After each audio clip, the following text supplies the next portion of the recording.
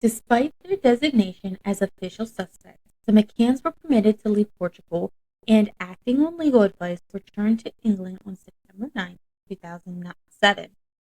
The next day, Chief Inspector Tavares de Almeida of the PJ in Portimao completed a 9-page report asserting that Madeleine had died in apartment 5A as a result of an accident. According to Almeida, the evening meal at the resort restaurant and the apparent routine check on the children were part of a cover-up, with the Tapa 7 allegedly helping to mislead investigators. The report further claimed the McCanns had hidden their daughter's body before staging an abduction. Additionally, an 11-page document from Libsyn's Information Analysis Brigade detailed preserved discrepancies in the McCann statement. On September 11th, Meneses, the public prosecutor, handed over the 10-volume case file to the judge. That same day, Meneses authorized the seizure of Kate's diary and Jerry's laptop. Investigators also sought to trace calls between the McCanns and their friends, with police reports noting details such as the number of suitcases the group had taken back to the UK. Later that month, on September 28th, a leaked diplomatic cable revealed that the U.S. ambassador to Portugal, Al Hoffman, had discussed the case with his British counterpart, Alexander Ellis. The cable noted that Ellis acknowledged British police had developed the existing evidence against the McCanns, but emphasized the importance of keeping official discussions private amid immediate tension. Meanwhile, a British security firm, Control Risk, funded by an anonymous benefactor since May 7th, took hair samples from the McCanns twins on September 24th at their parents' request. The twins had remained asleep through the events of May 3rd, and Kate expressed fears that an abductor might have sedated them. Although she had initially asked the PJ to collect samples 3 months earlier, this did not occur. Control Risk also took a sample from Kate to counter allegations that she was taking medication. Tests detected no traces of drugs. On October 2nd, 2007, Chief Inspector Goncalo Amaral was removed from his role as the investigations coordinator and reassigned to Faro. His dismissal followed a controversial interview where he criticized British police for pursuing leads that, in his view, favored the McCanns, including investigating an anonymous email to Prince Charles that named a former resort worker. Amaral himself was dealing with legal troubles from an earlier, unrelated case, the 2004 disappearance of 8-year-old Joanna Cipriano. Although Cipriano's mother and uncle were convicted of her murder, serious allegations arose about the police misconduct during the investigation, including claims the mother's confession had been coerced through beatings. Amaral wasn't present at the alleged assault, but faced accusations of covering for colleagues. In May 2009, he was convicted of perjury and received an 18-month suspended sentence. Following Amaral's departure, Deputy National Director Paulo Rebelo assumed command of the Madeleine investigation. Rebelo expanded the investigative team and initiated review of the case. In late November 2007, a delegation of Portuguese officials, including Francisco Porteirão, sorry if I butchered that name, of Portugal's Forensic Service, was briefed by the UK Forensic Science Service at Leicestershire Police Headquarters. In April of 2008, the Tapa 7 were interviewed in England by Leicestershire officer with Portuguese police present. A planned reconstruction of the evening's events intended for December 2007 in Praia da Luz with the McCanns and their friends participating was abandoned after the Tapa 7 declined. Tensions between the McCanns and the Portuguese police worsened when transcripts of their PJ interviews were leaked to Spanish media, just as the couple were promoting their Missing Children initiative at the European Parliament. Amid growing scrutiny and criticism, the PJ National Director resigned, having previously admitted the police had been hasty in naming the McCanns as suspects. As of May 2008, Portuguese prosecutors were reportedly considering charges against McCann, including child abandonment, abduction, homicide, and concealment of a corpse. On July 21st, 2008, Portuguese Attorney General Fernando José Pinto Monteiro, again, apologies if I butchered that name, announced that there was no evidence linking either the McCanns or Robert Murat to Madeleine's disappearance. As a result, their formal suspect status was lifted and the case was officially closed.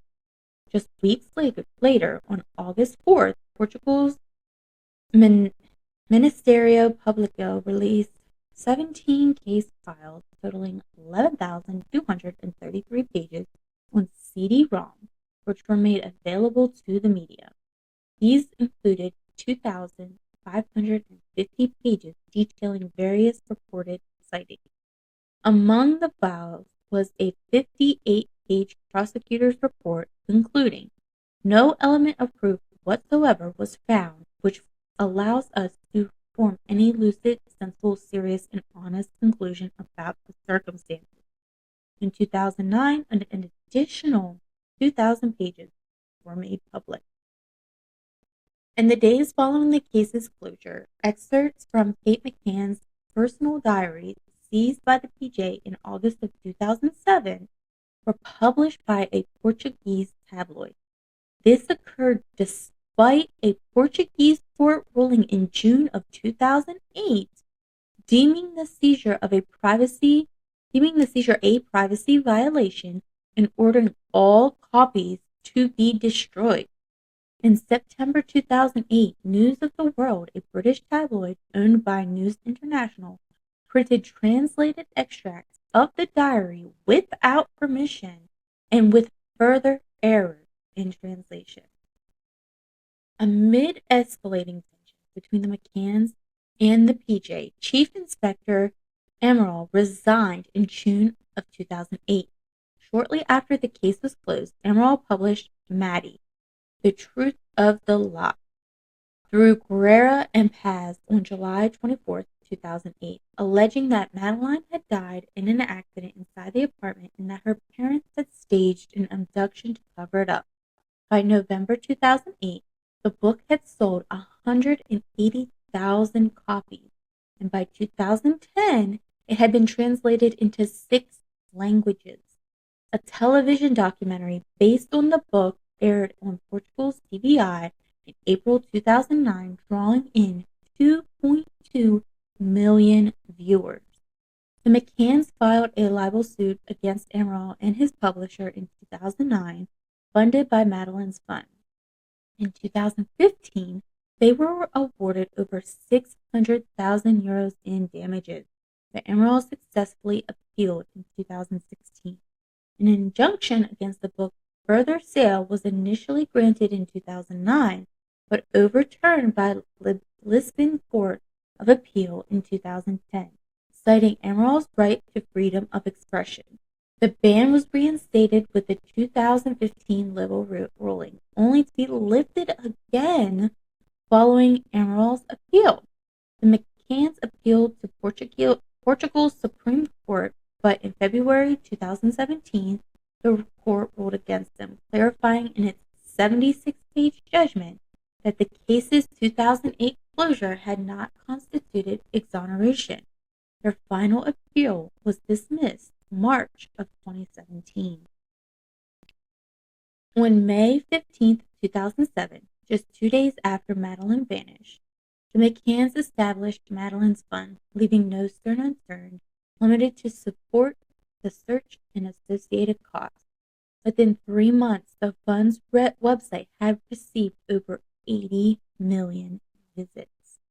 Businessman Brian Kennedy of Everest Windows began financially supporting the couple from September 2007, with his lawyer joining the fund's board of directors. As of February 2017, the fund had 7 directors, including Kate and Jerry McCann. High-profile appeals were shown at football matches throughout the UK. Between May 2007 and March 2008, the fund raised an estimated €1,846,178 to €1.4 million through bank donations, $390,000 online, and $64,000 from merchandise sales. Major donations included a $250,000 donation each from the News of World and Sir Philip Green, $50,000 from Simon Cowell, and $25,000 from Colleen Rooney. Both J.K. Rowling and Richard Branson made significant contributions, with Branson donating €100,000 specifically to the McCann's legal fund. Although the fund didn't cover legal expenses related to the couple's formal suspect status, it drew criticism in October 2007 for covering two of the McCann's mortgage payments prior to them being declared suspect. A reward pot totaling €2.5 million was also assembled, with contributions from the News of the World, Rowling, Branson, Green, and Scottish businessman Stephen Wynyard. In March 2008, Express newspapers paid $550,000 to the fund, alongside a separate $375,000 in libel damages to members of the Type of Seven following defamatory reporting. In 2011, the Sunday Times and the Sun serialized Kate McCann's memoir, Madeleine, reportedly paying between $500,000 and $1 million to the fund. By December 2015, the balance of the fund was approximately $750,000.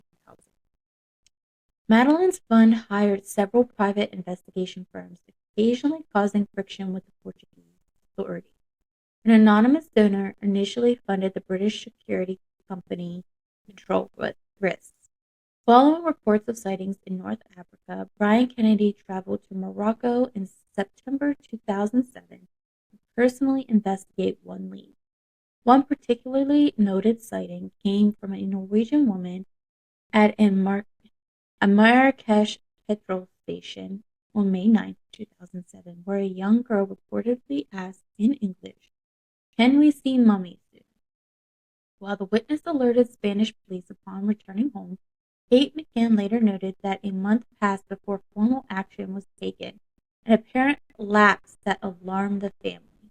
The McCanns themselves visited Morocco on June 10, 2007 to raise awareness and meet British consular staff.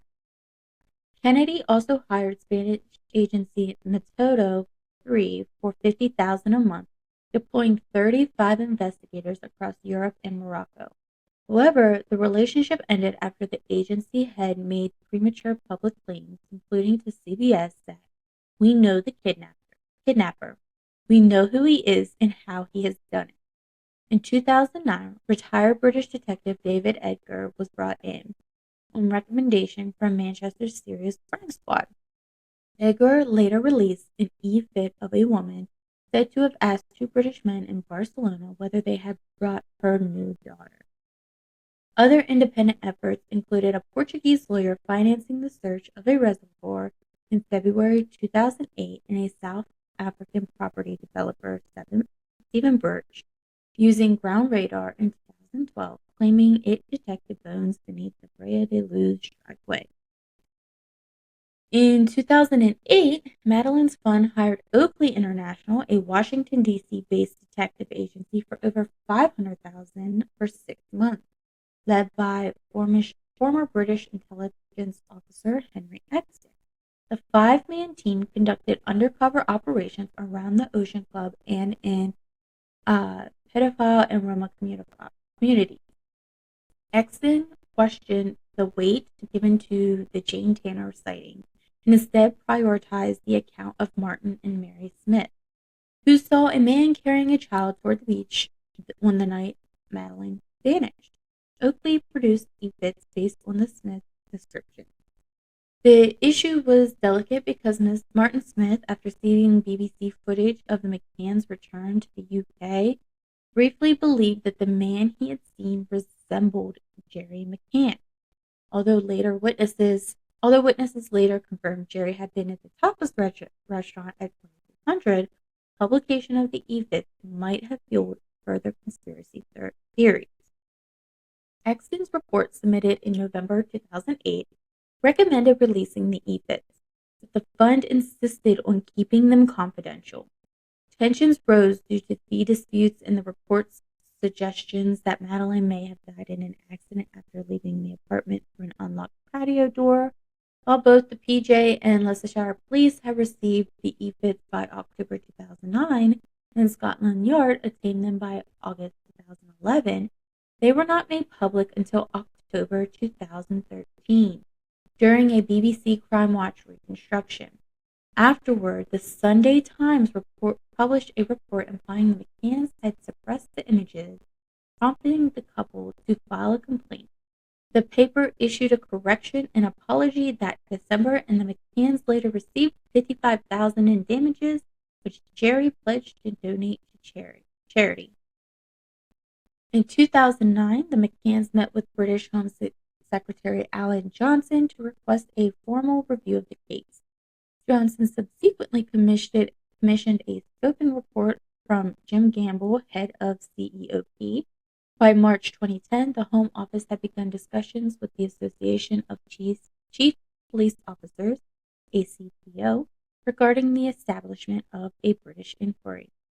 Delivered in May 2010, the Gamble report reviewed the involvement of multiple British agencies in the search for Madeleine, including CEOP, Leicestershire Police, the Metropolitan Police Service, SOCA, the MPIA, Crime Stoppers, the Home Office, Foreign Office, and 10 Downing Street. Gamble criticized the lack of coordination, noting that while many agencies were eager to assist or to be seen assisting, this led to a sense of chaos and competition, which in turn caused friction with the Portuguese authorities. He recommended restoring cooperation between the British and Portuguese forces, ensuring information sharing, analyzing phone records from the night of the disappearance, and following up on all leads, including those identified by private investigators. In May 2011, under the Home Secretary Theresa May, Scotland Yard launched an investigative review called Operation Grain. The team initially comprised 29 detectives and 8 civilians.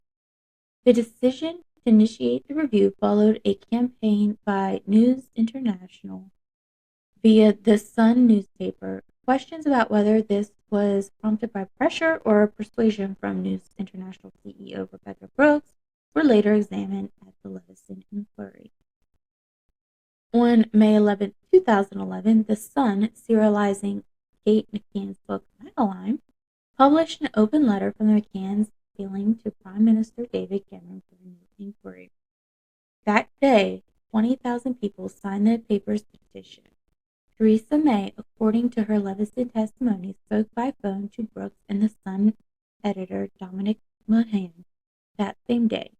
The following day, she contacted the Metropolitan Police Commissioner, Sir Paul Stephenson, confirming Portuguese police will cooperate with the British inquiry. Within 24 hours, Cameron announced the establishment of Operation Grange to be funded through a Home Office contingency fund. Commander Simon Foy led the operation with Detective Chief Inspector Andy Redwood of the Homicide and Serious Crime Command, appointed as Senior Investigating Officer, reporting to Detective Chief Superintendent Hamish Campbell. The team included 3 detective inspectors, 5 detective surgeons, 19 detective constables, and around 6 civilian staff. By July 2013, what had begun as a review had evolved into a full investigation. Following Redwood's 2014 retirement, DCI Nicola Wall took over as lead investigator. Over time, the team translated tens of thousands of documents, released an age progression image of Madeleine, and investigated more than 8,000 potential sightings. By 2015, they had taken 1,338 witness statements, gathered 1,027 exhibits, and investigated 650 sex offenders and 60 persons of interest. The inquiry was scaled back in October 2015, with the team reduced to 4 officers. In April 2016, the Home Secretary approved an additional $95,000 to pursue one remaining line of inquiry, as described by then Metropolitan Police Commissioner Sir Bernard Hogan Howe. Further grants followed, $85,000 up to September 2017 and $150,000 through March 2019, bringing the total cost to $11.75 million. The Home Office later confirmed its willingness to approve comparable funding for 2019. In September 2018, the Home Office acknowledged receiving a request from the Metropolitan Police for an additional funding for Operation Grange through March 2019. By that time, the investigation had cost $11.6 million. In November 2018, an additional $150,000 was approved, the latest in a series of 6-month extensions. In June 2019, the government agreed to fund the operation through March 2020.